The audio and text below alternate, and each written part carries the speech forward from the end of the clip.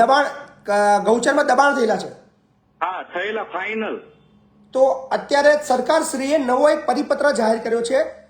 ગુજરાતના પંચાયત સચિવ તરફથી ગુજરાતના તમામ જિલ્લા વિકાસ અધિકારીને એક હાલમાં જ એક લેટર કર્યો છે. એમને સૂચના આપવામાં આવી છે કે તાત્કાલિક ધોરણે તમારા જેટલી બી ગ્રામ પંચાયતો લાગે છે ત્યાં જેટલા બી ગૌચર છે એ ગૌચરના તમામ દબાણો દૂર કરવા એવો પરિપત્ર બહાર પાડ્યો છે સચિવ સાહેબે. તો તમે સોમવારે તમારા જિલ્લા વિકાસ અધિકારી એટલે કે ડીડીઓ સાહેબના ત્યાં ઓફિસે પહોંચો, એની લેખિત રજૂઆત ત્યાં આપો, રજૂઆત આપો છો એનો ફોટો પાડો, ફોટો મને મોકલો.